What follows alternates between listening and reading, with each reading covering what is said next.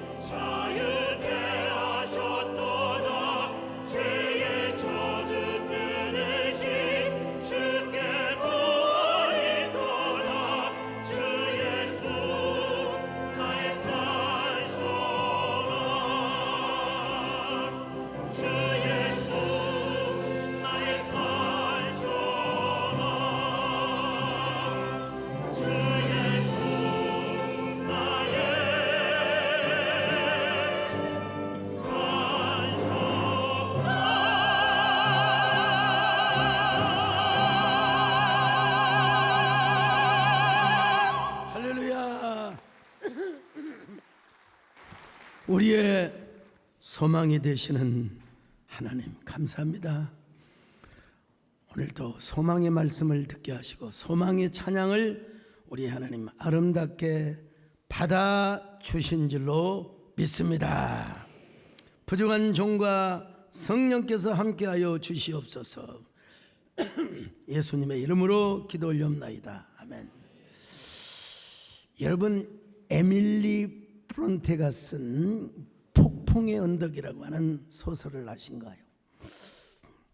에밀리 브론테, 이게 실명이지만요, 이 책은 앨리스 벨이라고 하는 남자 이름으로 출판이 되었습니다.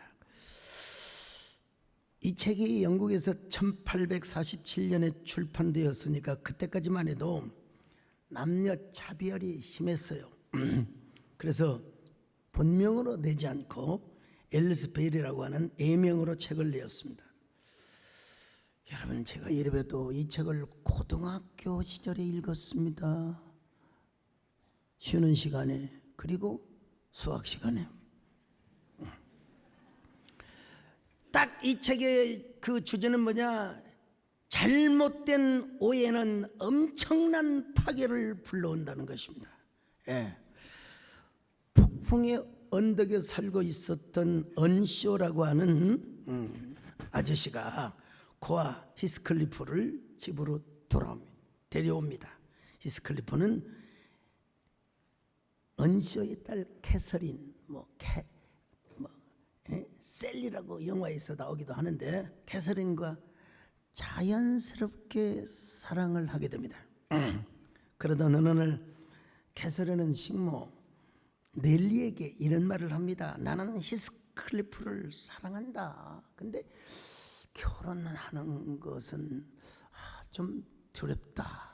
왜냐하면 히스클리프는 고아이고 또 가진 것도 없고 또 자기도 폭풍의 언덕에서 가난하게 살고 있었거든요.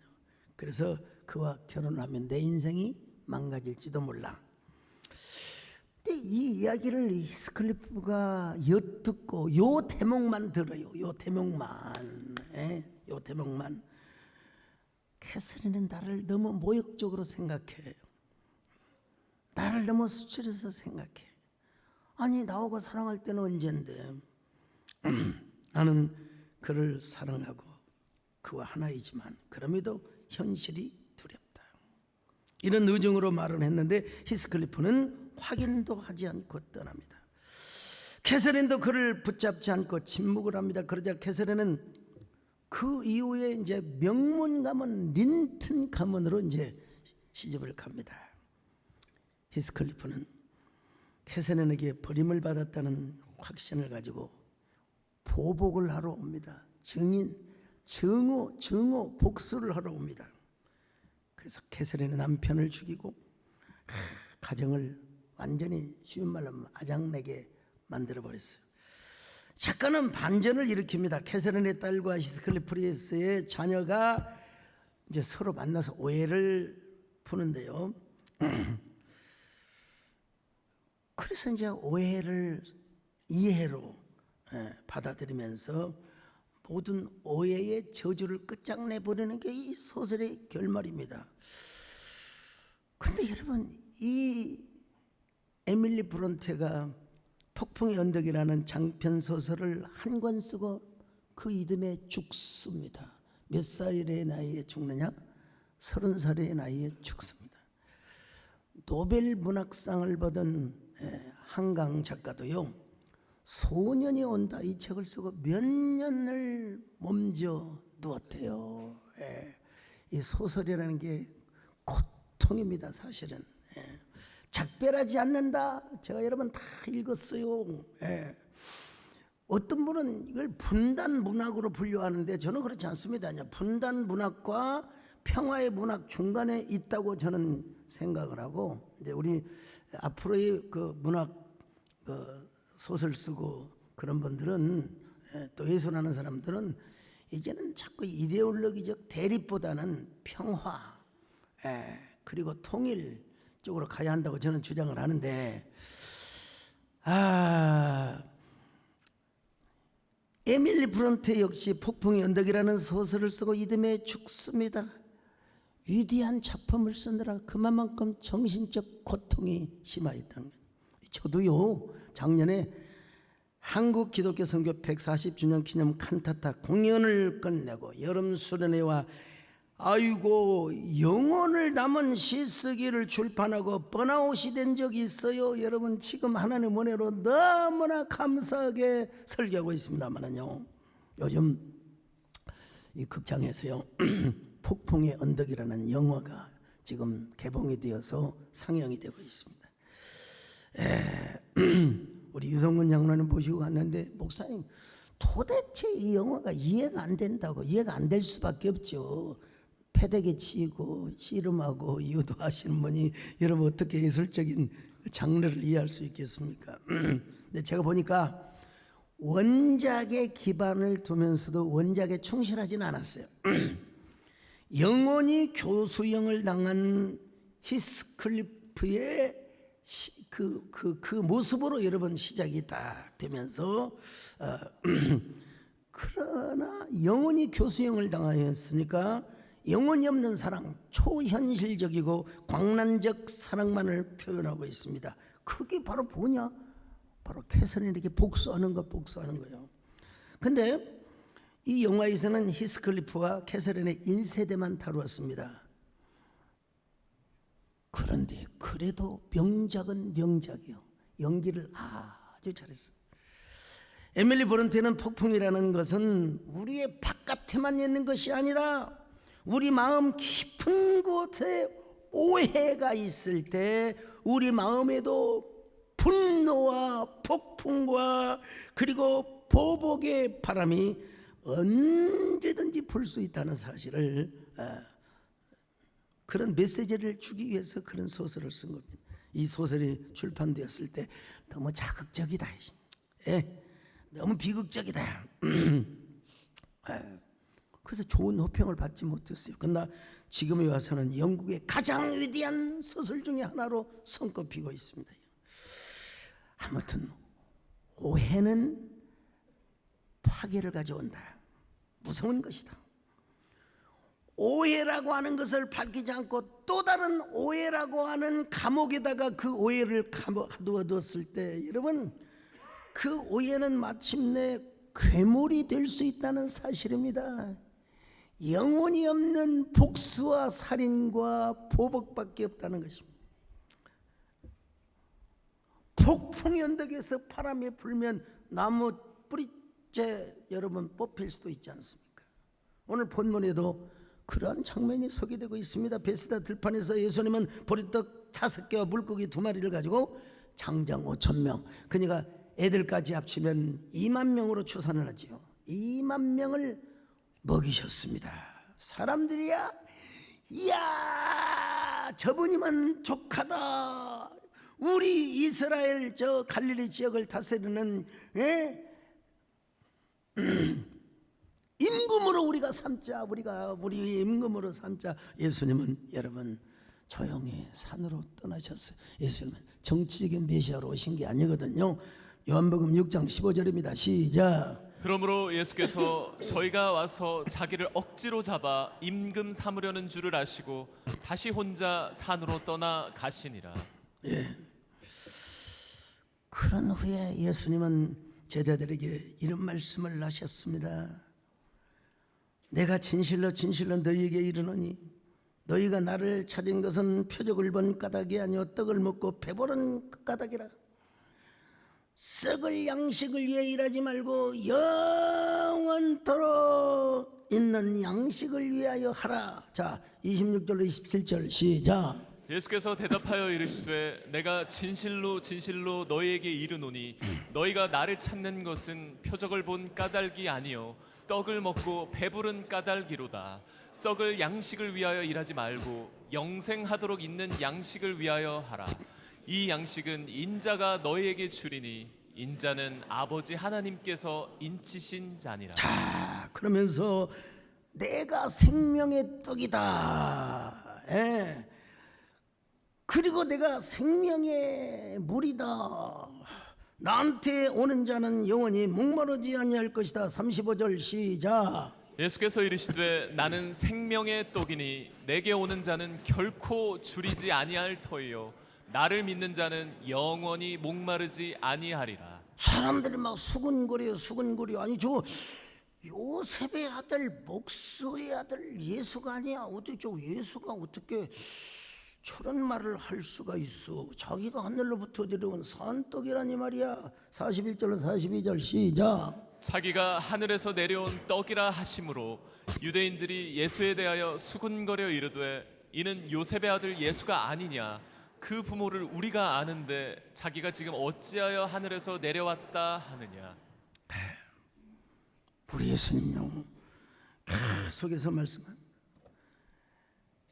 내가 너희에게 이르노니 믿는 자는 영생을 가졌다. 왜냐? 내가 생명의 떡이기 때문이다. 여러분 사실은 떡이 브레드, 빵이라는 의미인데요. 자, 요한복음 6장 47절로 48절 시작. 진실로 진실로 너희에게 이르노니 믿는 자는 영생을 가졌나니 내가 곧 생명의 떡이니라. 그러면서 말씀하시기를 인자의 살을 먹지 아니하고 인자의 피를 마시지 아니하면 너희 속에 생명이 없느니라. 내가 참된 생명의 양식이요 참된 음료로다. 참 53절 55절 시작. 예수께서 이르시되 내가 진실로 진실로 너희에게 이르노니 인자의 살을 먹지 아니하고 인자의 피를 마시지 아니하면 너희 속에 생명이 없느니라. 내 살을 먹고 내 피를 마시는 자는 영생을 가졌고 마지막 날에 내가 그를 다시 살리리니 내 살은 참된 양식이요 내 피는 참된 음료로다. 여러분 이게 이해가 안 돼요. 제자들도 이해가 안 돼요. 아니 어떻게 우리가 예수님의 살을 뜯어먹어? 예수님이 치킨도 아닌데. 여러분 치맥이라고 아십니까? 치킨과 맥주를 겸하여 먹는 치맥이라고 해요. 아 우리 예수님 어떻게 우리가 치맥처럼 뜯어먹고 빨아먹어? 말도 안 되지. 그래서 로마에서는 기독교를 사람의 살을 뜯어먹고 피를 빨아먹는 흡혈귀 종교라고 오해를 받은 적이 있어요, 여러분요. 예. 제가 교회사 공부를 할 때 교회사 선생님이 교수님이 아주 옛날 지금은 이제 국정원이라고 그러죠. 그 전에 안기부, 그 전에는 중앙정보부죠. 중앙정보부에 무슨 그 정보가 왔느냐? 교회에 가면 교회에서 사람의 살을 뜯어먹고 또 예수님의 피를 빨아먹는다고. 그래서 여러분 요원들이 교회를 가서 보니까 카스테라 빵 조각을 먹고 이것이 예수님의 살이라고 하고 포도즙을 자기도 마셔보니까 포도주가 아니라 달짝지근한 포도즙이라는 거예요. 예? 그래서 오해가 풀렸대요, 여러분. 예. 잘못된 정보가 잘못된 오해를 낳고 오해는 분노와 보복과 파괴로 이어질 수가 있어요. 그래서 로마 시대 때는 기독교인들이 그 엄청난 핍박을 받고 특별히 네로라고 하는 미친 황제가 로마 시내에 불을 질러놓고 기독교인들이 저질렀다고 그냥 엄청난 박해를 받았어요. 여러분 예수님 앞에 예수님의 말씀을 들었던 사람들도 막 수근수근거리고 수근수근. 자 53절 55절 같이 봅니다. 시작. 예수께서 이르시되 내가 진실로 진실로 너에게 이르노니 인자의 살을 먹지 아니하고 인자의 피를 마시지 아니하면 너희 속에 생명이 없느니라. 내 살을 먹고 내 피를 마시는 자는 영생을 가졌고 마지막 날에 내가 그를 다시 살리리니 내 살은 참된 양식이요 내 피는 참된 음료로다. 그러면서 내가 너희에게 말하는 것은 육이 아니라 영이다. 자 62절로 63절 시작. 그러면 너희는 인자가 이전에 있던 곳으로 올라가는 것을 본다면 어떻게 하겠느냐? 살리는 것은 영이니 육은 무익하니라. 내가 너희에게 이른 말은 영이요 생명이라. 이런 말을 아리송하게 전하니까 그 많던 군중들이 다 떠나버렸어요. 그리고 이제 12제자와 뭐 한 70문도가 일부 있었을지는 모르지만 그 많은 군중들이 다 떠났어요. 그들이 서 있는 자리는 마치 폭풍의 언덕과도 같았습니다. 폭풍의 언덕이 무엇입니까? 바람 잘 날이 없습니다. 바람이 그냥 세찬 바람이 쉬어갈 틈이 없어요. 이 폭풍의 언덕에 있는 나무는 진짜 여러분 하와이 가면은 그 폭풍의 언덕, 바람의 언덕이 있잖아요. 나무가 안 살아요. 다 쓰러져 버렸어요. 계속 바닷바람이 쫙 불어오니까 그 언덕에는 나무가 없어요. 잡초밖에 없어요. 그럼에도 예수님께서는 이런 폭풍의 언덕에서 이해할 수 없는 말씀을 계속하셨어요. 사람들이 다 떠났습니다. 그 폭풍의 언덕에서 우리 예수님께서 제자들에게 물어봤습니다. 너희들도 떠나려고 하느냐? 그때 여러분요, 참 시몬 베드로가 복받은 사람입니다. 사실은 시몬 베드로가 무슨 가말리엘 문화에서 자란 사람도 아니고 평생 그냥 고기잡이 어부로 살아갔던 평범한 갈릴리의 시골뜨기인데 하나님의 감동을, 하나님의 은혜를 읽고 뭐라고 말합니까? 주여 영생의 말씀이 주께 있사오니 우리가 누구에게로 가오리까? 자, 요한복음 6장 67절 68절 시작. 예수께서 12제자에게 이르시되 너희도 가려느냐? 시몬 베드로가 대답하되 주여 영생의 말씀이 주께 있사오니 우리가 누구에게로 가오리이까? 영생의 말씀이 주께 있사오니. 여러분, 떡을 공급하시는 예수님, 병을 고쳐주시는 예수님만 그들이 봤습니다. 그러다가 너무 예수님 막 영혼의 말씀, 영적인 말씀만 하시거든요. 그러니까 사람들이 헷갈렸어요.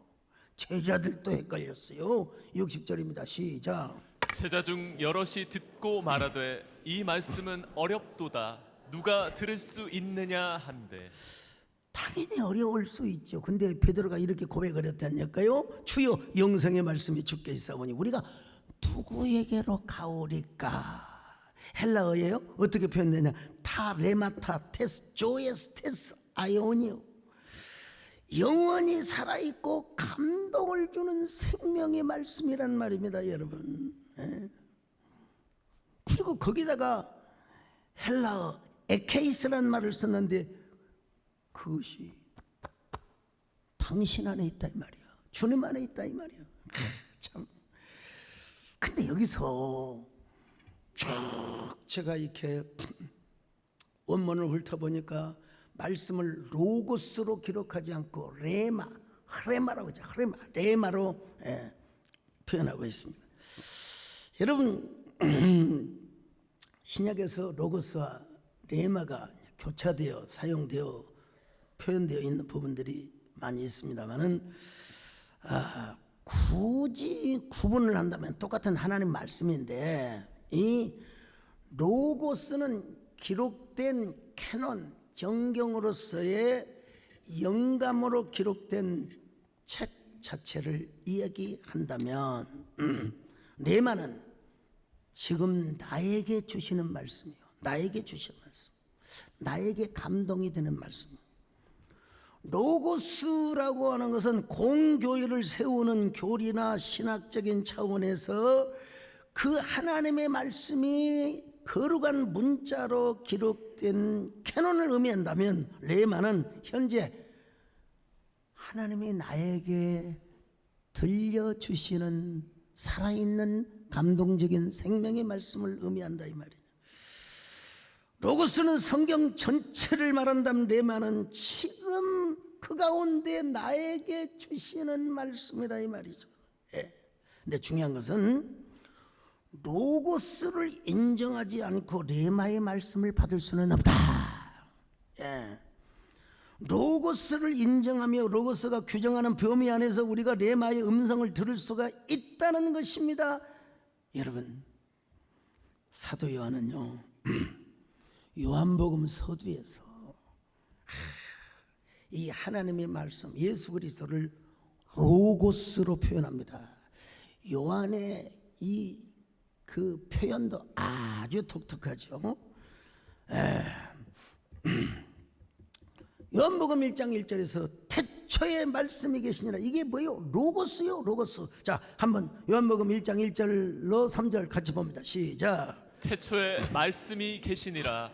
이 말씀이 하나님과 함께 계셨으니 이 말씀은 곧 하나님이시니라.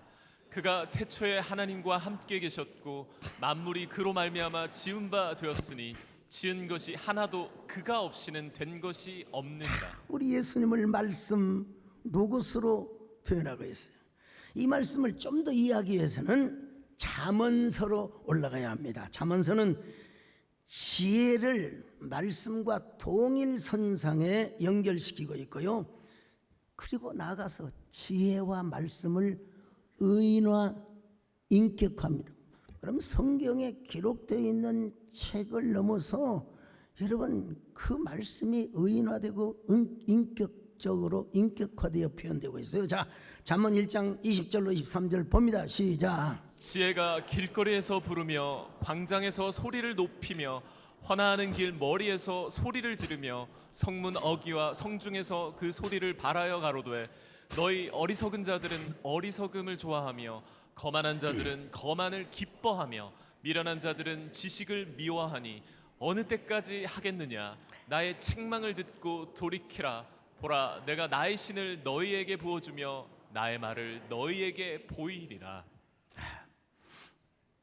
특별히 여러분요, 잠언서는 쭉 나가면서 그 지혜 말씀이 누구냐? 예수 그리스도라는 사실을 메타포로 표현하고 있습니다. 자, 잠언 8장 22절 26절입니다. 시작. 여호와께서 그 조화의 시작 곧 태초에 일하시기 전에 나를 가지셨으며 만세 전부터 상고부터 땅이 생기기 전부터 내가 세움을 입었나니 아직 바다가 생기지 아니하였고 큰 샘들이 있기 전에 내가 이미 났으며 산이 세우심을 입기 전에 언덕이 생기기 전에 내가 이미 났으니 하나님이 아직 땅도 들도 세상 진토의 근원도 짓지 아니하셨을 때라. 여러분,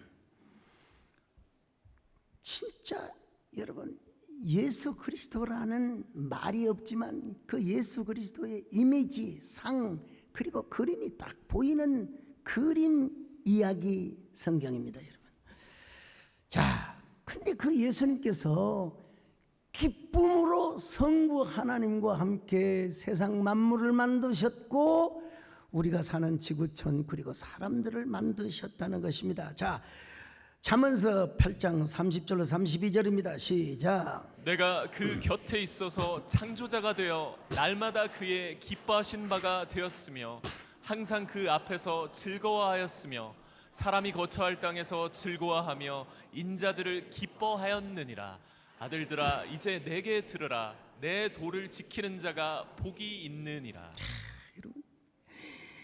사도 요한은요 잠언서에 소개되는 이 지혜와 이 말씀을 성자 하나님 로고스라고 표현하고 있습니다. 이 로고스의 표현은 저 고대 히브리어나 또 히브리인들이나 헬라인들에게 다양한 의미를 해석해 왔는데요. 고대 그리스에서는 온 우주 질서를 조화롭게 유지하는 최고의 이성이라고 그래요. 최고의 생각하는 이성, 이걸 로고스라고 생각했어요. 그러니까 로고스 하면 이성을 가지고 있는 최고 경지의 지배자, 통치자라고 생각했어요. 이 로고스에 의해서 우주 질서가 잘 유지가 된다. 그러다가 신플라톤주의에 와서는 이 로고스를 제1자 만물의 으뜸이라고 이제 이야기하는데 이제 여기서부터 이제 이단으로 가기 시작합니다. 근데 유대교 신학에 와서는 이 로고스를 온 천지를 창조하고 역사하시는 하나님의 말씀으로 이해를 했습니다. 그래서 사도 요한은 잠언서에 의인화된 지혜와 인격을 예수 그리스도로 연결을 했습니다. 온 천지를 창조하고 역사하시는 그 로고스가 인격이 되어 이 땅에 오셨고 사람이 되어 이 땅에 오셨다. 기가 막힌 말씀이야. 이 구절이 없으면 진짜 사도 요한은 끝내줘요. 자, 요한복음 1장 14절 같이 봅니다. 시작. 말씀이 육신이 되어 우리 가운데 거하심에 우리가 그 영광을 보니 아버지의 독생자의 영광이요 은혜와 진리가 충만하더라. 그러니까 헬라인들은 예수님을 영접할 때 이렇게 영접할 수밖에 없어요. 우리가 찾고 헤매던 우주의 절대 이성이자 그리고 최고의 만물의 근원이신 로고스, 그분이 바로 예수님이다. 그래서 예수님을 믿어야 한다라는 의미로 받아들일 수가 있고, 유대인들은 이렇게 이제 받아들일 수밖에 없죠. 우리가 그토록 기다렸던 하나님의 말씀이 사람이 되어 인카네이션 하셨는데 바로 그분이 예수님이다. 그런데 이 다음 시간에 이제 말씀드리겠지만 이 종교 전문가들, 유다의 그 종교 지도자들은 그냥 그 종교 멍에를 너무나 무겁게 매기고 막 부담을 주고 스트레스를 주고 메시아를 거부하였어요. 그런데 베드로가요, 무슨 위대한 신학자도 아니고 바울처럼 가말리엘 문화에서 공부한 사람도 아닌데 여러분 어떻게 이런 고백을 할 수 있겠습니까? 영생의 말씀이 주께 있사오니 우리가 누구에게로 돌아가리까? 68절로 69절 같이 봅니다. 시작. 시몬 베드로가 대답하되 주여 영생의 말씀이 주께 있사오니 우리가 누구에게로 가오리이까? 우리가 주는 하나님의 거룩하신 자이신 줄 믿고 알았사옵나이다. 여러분, 이거는 진짜 하나님의 은혜고 아버지가 감동시켜서 준 겁니다. 마태복음 16장 15절로 17절에 이런 표현이 있어요. 시작. 이르시되 너희는 나를 누구라 하느냐? 시몬 베드로가 대답하여 이르되 주는 그리스도시요 살아계신 하나님의 아들이시니이다. 예수께서 대답하여 이르시되 바요나 시몬아 내가 복이 있도다. 이를 내게 알게 한 이는 혈육이 아니요 하늘에 계신 내 아버지시니라. 여러분, 여기도 마찬가지입니다. 영생의 말씀이 주께 있사오니 우리가 누구에게 돌아가니까, 여러분, 이게 하늘에 하나님의 감동으로, 아버지 하나님의 은총으로 이런 고백을 할 수가 있었다는 거예요.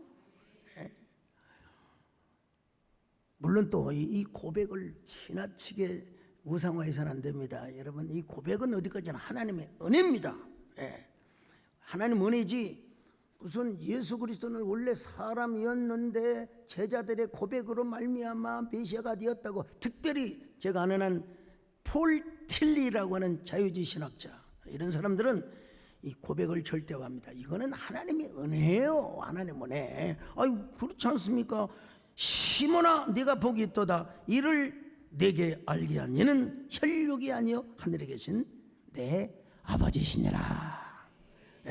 근데 사도 요한은 아주 이걸 독특하게 표현하고 있습니다. 마치 베드로가 이런 고백을 하고 있다는 것을 레마를 통해서 연상을 시켜주고 있어요. 예수님, 저는 예수님이 원래 로고스로 존재했다는 사실을 알고 있습니다.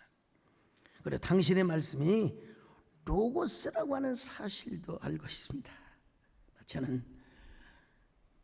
이 로고스의 말씀을 객관적으로만 획일되게 받아들이지 않습니다. 저에게 주시는 말씀, 그리고 주님은 이 세상의 모든 사람들을 위해 오셨지만 마치 저를 위해 오신 것처럼, 비비 워필드가 그런 말을 했어요. 전 진심으로 예수님을 왕으로 모시고 구세주로 모시고, 저는 12 제자들 120문도 저 70문도에게 하는 말씀이지만 항상 그 말씀이 저에게 저를 들으라고 하는 말씀, 저에게만 하시는 말씀처럼 저는 들었습니다. 저는 주님의 눈빛을 볼 때마다 주님의 눈빛이 항상 저를 향하여 쳐다보고 있는 것처럼 느꼈습니다. 예수님의 말씀 앞에 때로는 심장이 뜨끔뜨끔하고 찔림을 받을 때가 있지만, 그러나 그럼에도 불구하고 그 말씀은 영생의 말씀이고 기쁨의 말씀입니다. 주님은 하나님의 아들이여 거룩하신 줄 알고 지금도 레마의 말씀을 듣고 있는데, 우리가 어떻게 누구에게로 가겠습니까? 우리말로 말하면 뭐 공자님한테 가겠습니까? 석가모니한테 가겠습니까? 오늘 우리도 베드로처럼 이렇게 고백할 수 있어야 됩니다. 예수님, 당신은 영원한 로고스로 계셨고 영원한 로고스이십니다. 그러나 제가 성경을 읽고 하나님의 말씀 설교를 들을 때 어쩐지 그렇게 저에게만 하시는 말씀, 아브라함에 대한 이야기를 하고 또 이삭에 대한 이야기, 요셉이 어쩌면 그렇게 내 이야기인 것처럼 느껴지는지 모릅니다. 성경이 마치 제 마음에 제 영혼의 거울과도 같습니다. 하나님, 그러니 어떻게 모든 상황을 아시고 주님께서 저에게만 하시는 말씀처럼 기록하게 하셨고, 그리고 목사님으로 하여금 그 말씀을 전하게 하신단 말입니까? 저는 주님의 말씀을 사모합니다. 주의 말씀 받은 그날 참 기쁘고 복되도다. 이 기쁜 마음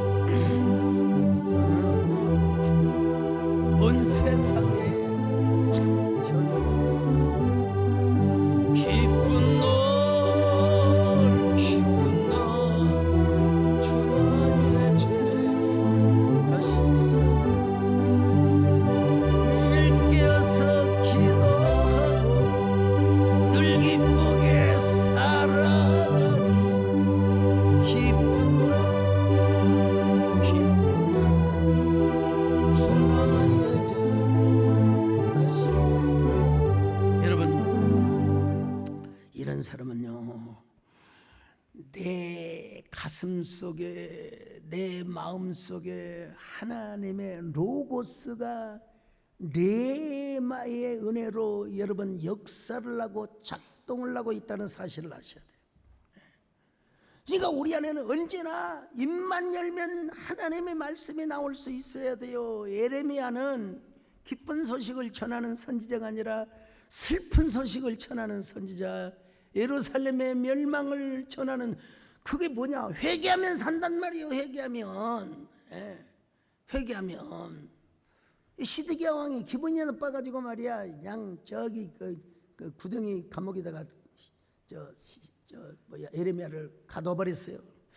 근데 여러분 깨름치게 해, 이상하게. 그래서 환관을 시켜가지고 조용히 은밀하게 불러서 예레미야 선지자에게 물어봅니다.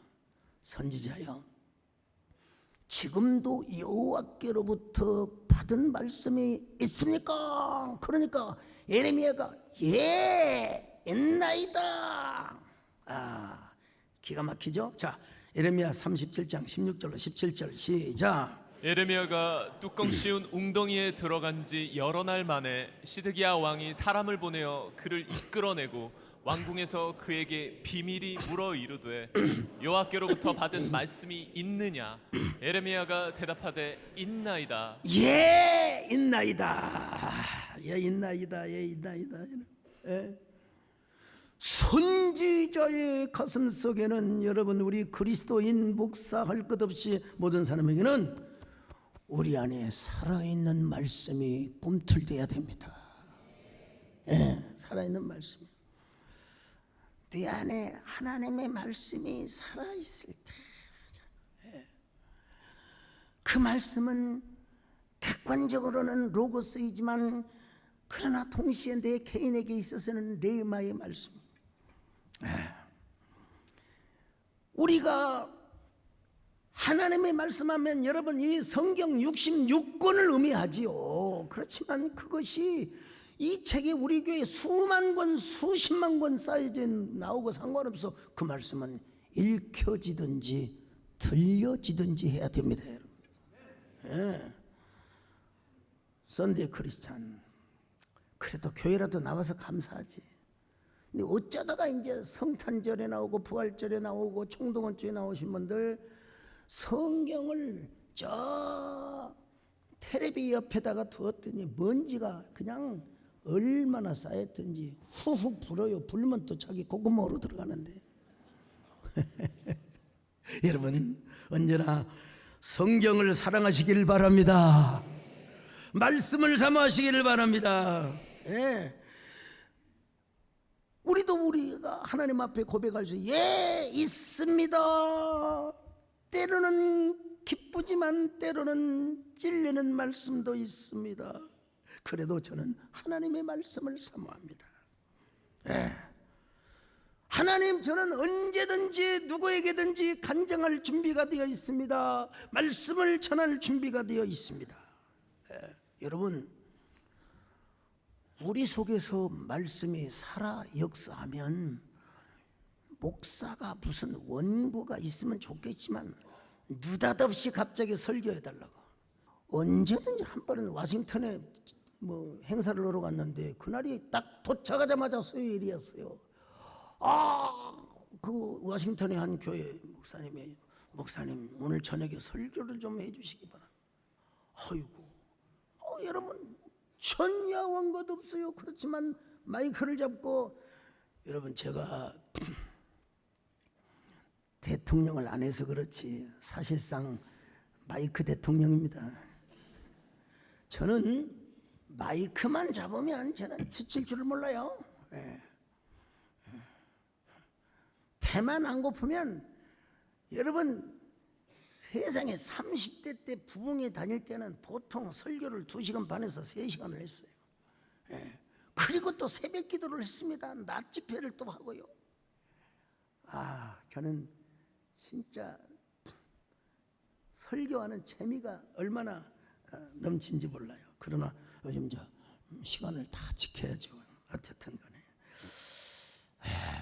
근데 이것은 아무나 할 수가 없어요. 내 속에서 역사하시는 성령의 감동과 내마의 말씀이 있어야. 여러분, 말씀을 따따따따따. 우리 전도하는 사람들 온 거 보고 전도합니까? 막 하나님이 나한테 막 그냥 간증과 하나님의 그 예수 그리스도가 구원하는 사실을 막 여러분 감동으로 탁 터져 나오게 하지 않습니까?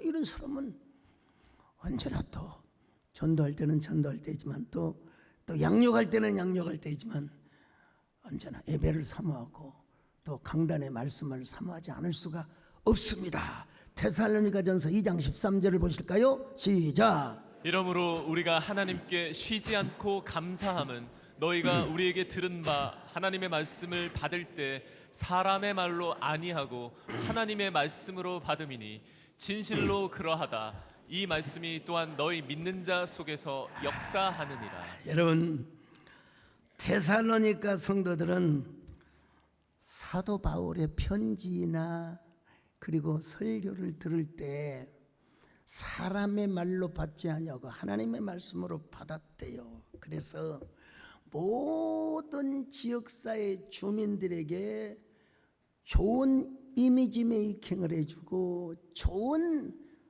스토리텔링을 전달해주는 그런 아주 롤모델이 되는 교회가 되었어요. 자, 데살로니가전서 1장 7절 8절 봅니다. 시작. 그러므로 너희가 마게도냐와 아가야 모든 믿는 자의 본이 되었는지라. 주의 말씀이 너희에게로부터 마게도냐와 아가야에만 들릴 뿐 아니라 하나님을 향하는 너희 믿음의 소문이 각처에 퍼진 고로 우리는 아무 말도 할 것이 없노라. 얼마나 아름다운 모습입니까? 아니, 데살로니가 교인들이 은혜 받고 기뻐하고 춤추고 좋은 일만 있는 줄 아세요? 많은 환란이 있었대요. 많은 환란. 자, 데살로니가전서 1장 6절입니다. 시작. 또 너희는 많은 환난 가운데서 성령의 기쁨으로 도를 받아 우리와 주를 본받은 자가 되었으니. 많은 환란. 사람들 전도하면요, 신방 가면요, 남편 꼭 교회 나오기를 원하는 사람 가면 아유 목사님 제 문제가 좀 어느 정도 해결이 되면 제가 나가겠습니다. 이런 분들은 해결이 돼도 안 나와요. 주님께 맡겨, 주님께 맡겨. 주님께 맡기고 나오면 여러분 주님이 해결해 주는 것입니다. 여러분, 아니 데살로니가 교인들은 폭풍의 언덕이요 환난의 언덕에서도 주님의 말씀을 듣고 기뻐했대요. 할렐루야. 그 말씀은 당연히 공적으로는 로고스의 말씀이요, 그러나 그들이 개인적으로 받은 그 말씀이 뭐냐? 은혜의 말씀이요. 은혜의 말씀을 우리가 교회에서 듣는데 우리가 어디로 가겠습니까? 우리가 다른 이단에게 가겠습니까? 어디로 가겠습니까? 이런 말입니다. 여러분, 베세다 들판에서 기적을 행하시며 예수님께서 전하셨던 말씀도 중요하지만 사람들이 다 떠나버리고 황량하고 거친 바람이 불어오는 폭풍의 언덕에서 베드로가 고백한 것처럼 그 고백이 뭐예요? 영생의 말씀이 주께 있사오매 우리가 어디로 가오리까? 여러분, 우리가 누구에게 가오리까? 우리도 인생 살면서 폭풍을 만날 수가 있습니다. 그 폭풍의 언덕에 서 있을 수 있습니다. 그때 우리가 여러분 폭풍을 맞서서 누구를 붙잡아야 되냐? 주님의 옷자락을 붙잡아야 돼요. 주님의 은혜의 말씀을 붙잡아야 돼요. 폭풍의 언덕에서 이렇게 고백해야 됩니다. 나는 주님 없이는 살 수가 없습니다. 나는 주님 없이는 살 수가 없습니다. 주님이 도와주셔야 합니다. 주님 없이도 잘 사는 것은 오히려 나를 망하게 합니다. 나는 주님 없이는 살 수가 없어. 주님이 도와주셔야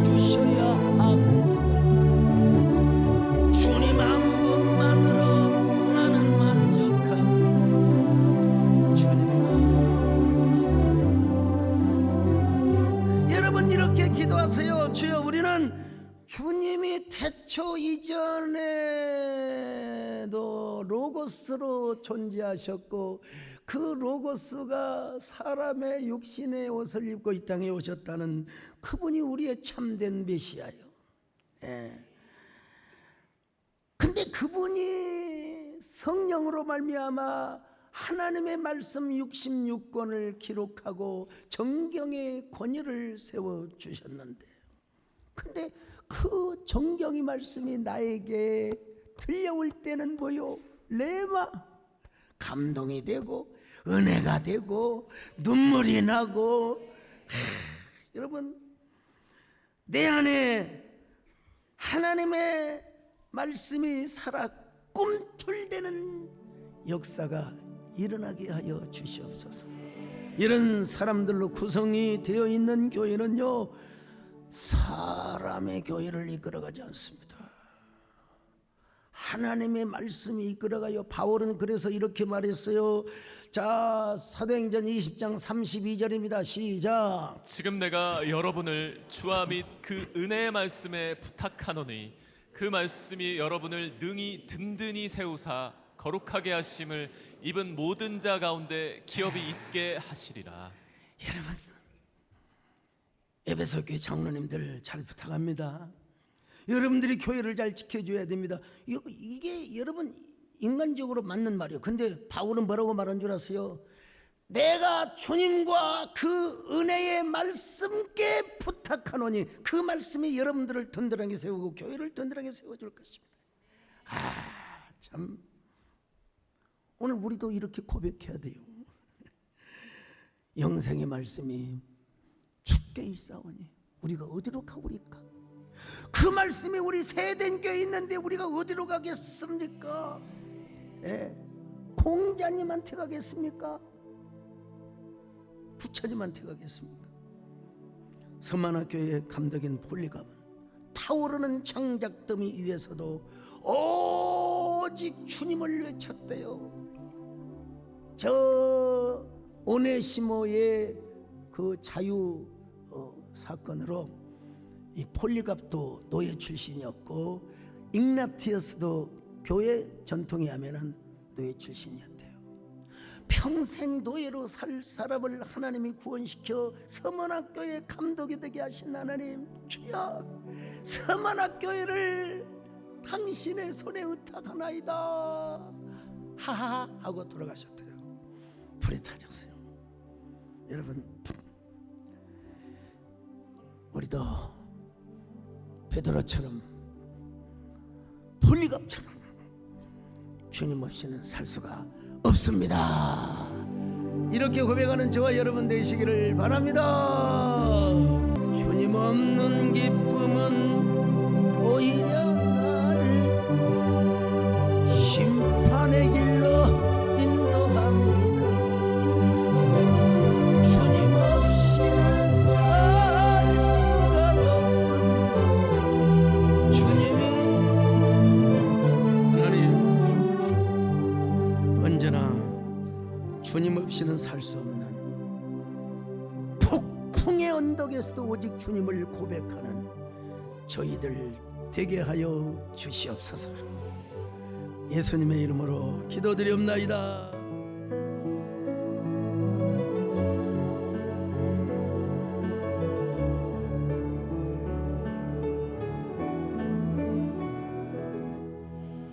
주님 한 분밖에는 아는 사람 없어요. 가슴 깊이 숨어있는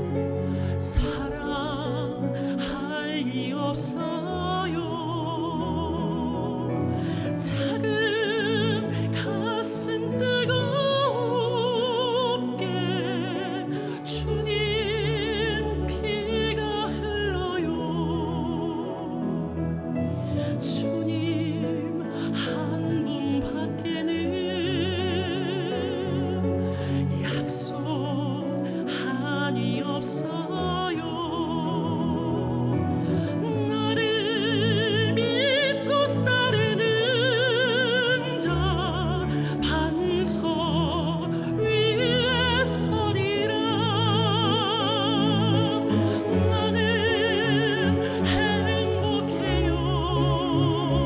죄사함 받았으니 아버지 품 안에서 떠나 살기 싫어요. 나는 행복해요. 사랑이 샘솟으니 이 세상 무엇이든 채우고 떠나마요. 이 세상 무엇이든 채우고